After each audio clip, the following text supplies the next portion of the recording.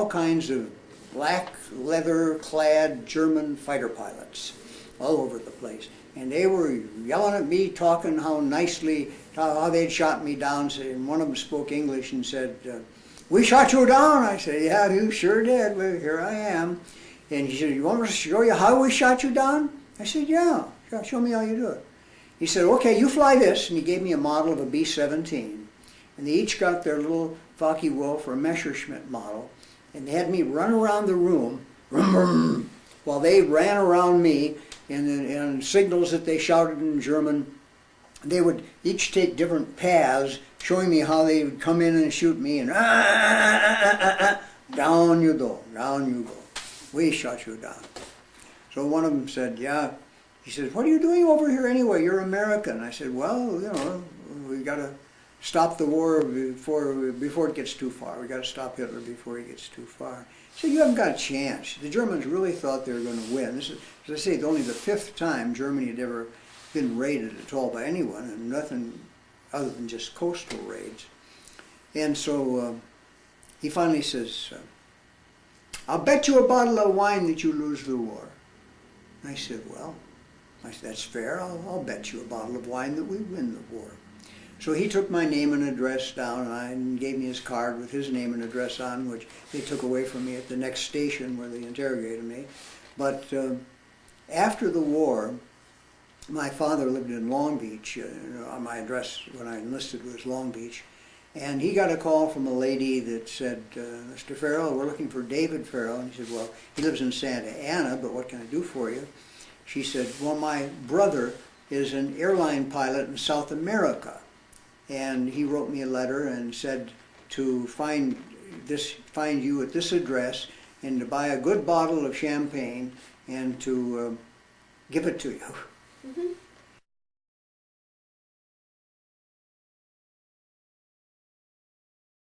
From the Hallmark, they took me up to Stalag Luft III, Stalag Luft III, 1, 2, 3. Stalag is a staying place, Luft is air, Lager is a place that they keep you. So a Stalag would be the place that they keep prisoners.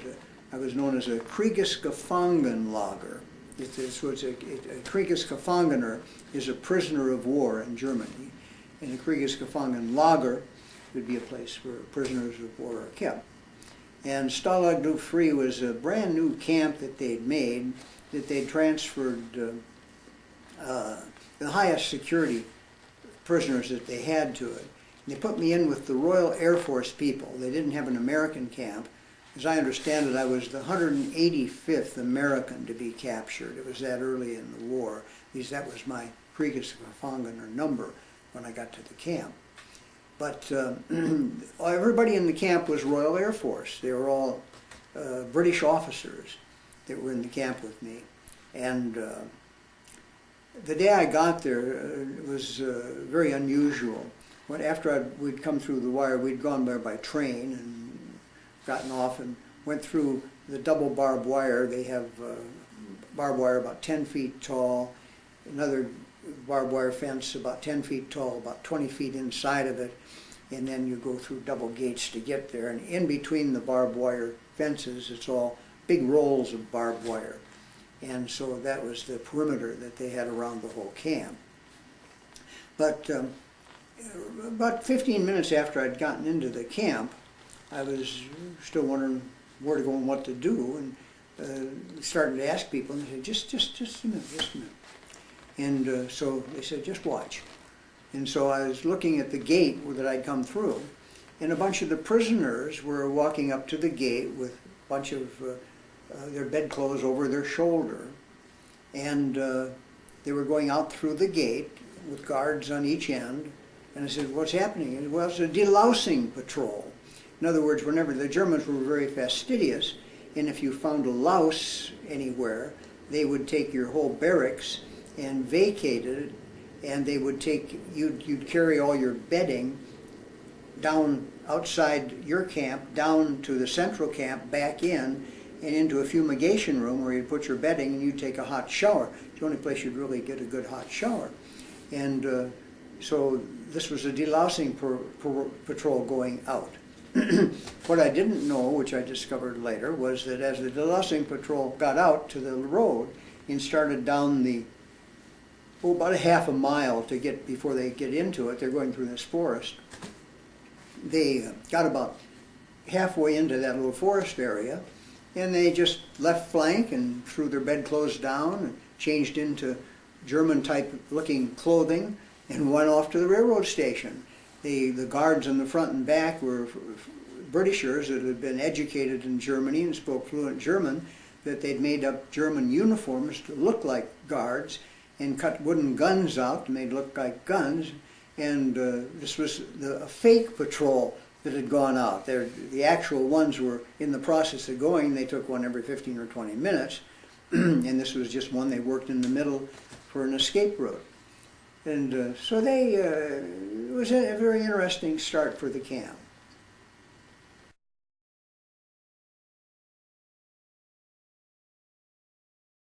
When we knew the war was getting close to the end in December of 1944, it would be, I think it was, yeah, 1944, we started worrying because the Russians were getting close. They were getting up close to Breslau over there and threatening to cross that river, and the German troops were retreating quite rapidly.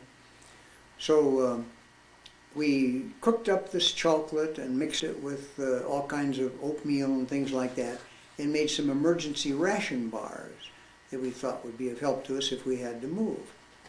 And sure enough, I think it was December 29th of 1945, we were in this theater that we had built, and we were watching a play that was being put on, and name of all things, You Can't Take It With You, is what the name of the play was.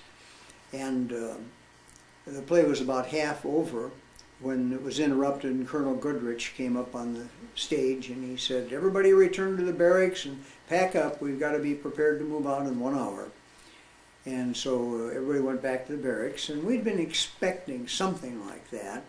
And so we got our emergency stuff together and put it on our backs and went out and got in line, and starting about 1:30 or 2 in the morning, we started marching. And we marched and we marched and we marched and we marched from where we were. We marched really southwest, which would be skirting Czechoslovakia and staying north of the border. But they didn't use their sense in marching, because they just marched us and marched us and marched us and didn't give us any breaks at all. Until finally the kids started dropping. And so then they decided they'd rest, but they rested for a half or 3/4 of an hour. The only place they rested was in the snow, and snow was about 2 feet on the ground, and it was cold, and we weren't in the best of shape anyway. I was down to about maybe 128, 130 pounds from 155, and everybody had lost weight, and it was hungry time. So we were down there, and they kept marching us. We ended up the second day, after 2 solid days of that, we ended up a little town called Moscow, M-O-S-K-O-W, like Moscow, except it was Moscow. And there was a big, big glass factory there that they took us into the grounds of this glass factory, which had a perimeter on it that they could guard us, so to speak, as they were marching us. But I felt sorry for the guards. The guards were all either 65 and 70-year-old Germans or little young kids, 14 or 15 or 13, carrying these big guns. But they had equalizers with them. They had these great big German police dogs. So they had a lot of equalizers. And there wasn't any place to go anyway, from our viewpoint at that point, although a few kids did try and sneak off. Anyway, we got to this glass factory at Moscow, and I saw a light over one of the buildings far down there. So I took the guys from our room, and we walked over to that light, and I knocked on the door, and a little old guy, German, opened the door. He said, "Boss, what do you want?" I said, "Well, I could speak passable German at that point, at least enough to make it once in a while." I said, "We're cold and we want a warm place to sleep. Would you mind if we came in and slept in this room tonight?" He said, "Come on in." So we went in and we slept there, and I got better acquainted with him over the next couple of hours. And finally it came time for him to go, and he said, well, I got to go now. And he said, I think I can let you stay here overnight, at least I'll try, and if nobody bothers you, if nobody comes and says you have to get out, you can stay. And so he said, he looked at me and he said, would you like to go home with me and sleep in a good bed? I said, yeah, I sure would. And so he said, okay. I said, how will we get through the guards? He said, don't worry about the guards, I'll get you. He said, you got to promise one thing though, you got to come back tomorrow morning without any problem. I said, I'll come back, I'll be happy to sleep. So we went right out through the guard where the guards were on the gate, and he was going with him, and he says, one of the guards says, where are you going? He says, I'm going home, get a good night's sleep, and I'm going to take this guy with me, and I'll bring him back tomorrow morning, I'll guarantee it.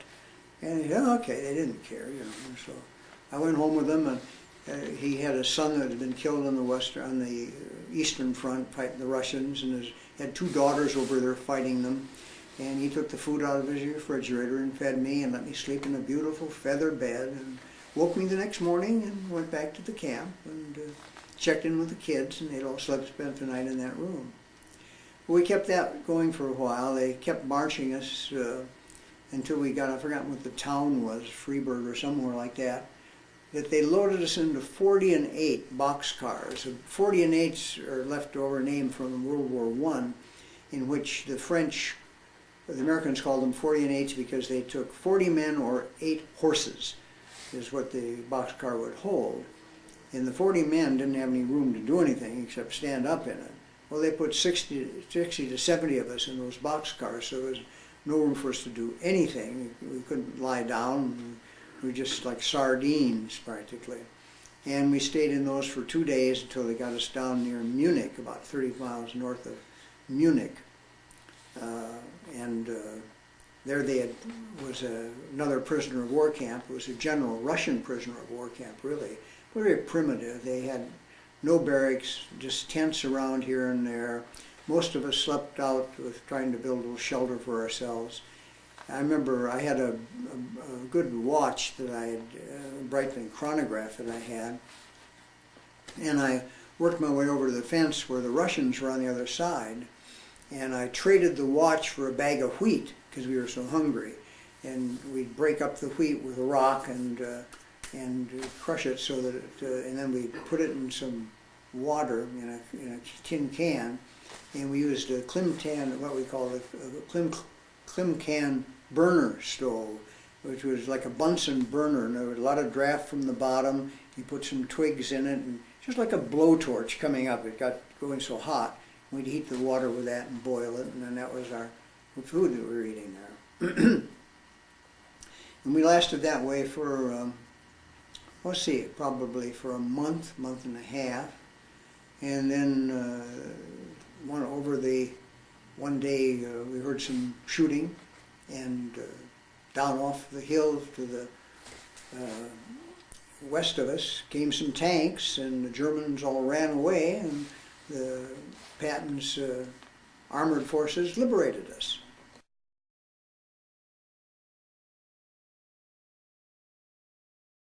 The liberation didn't get us anywhere, really. They didn't bring any food with them. They just had guns and tanks. They were just frontline forces. And so they said, well, there's an airfield just about 15 miles down here. We'll fly some planes in, and we'll have you out of here in 3 days. I said I was the map maker, and so I had a pass that from the X that I could do anything with it I wanted to. So I said, okay, I'll give them 3 days. So at the end of 3 days, when nothing had happened, we didn't have any more food, and nothing had improved. In fact, we weren't getting as much as we had had before, because the Germans at least were supplying us with something. I took off. I walked out through the gate where we had now had an American guard. He said, where are you going? I said, I'm going out and check the area from the map viewpoint. I showed him my pass. Well, I got about a mile or two out, and I found a bicycle, and I liberated that and started riding it. And went along a little farther and found a little motorcycle, and I liberated that and started riding the motorcycle. And then I ran into some frontline troops, and it was getting toward nightfall, so I needed a place to sleep, and so I gave them the big American howdy and said, hey, I'm out of that prisoner of war camp down there, and I need a place to sleep and some food. And they fed me well and gave me some warm jackets and stuff like that to wear, and I had an Africa Corps cap on, a German Africa Corps cap with my silver bar I put in the middle. I'd become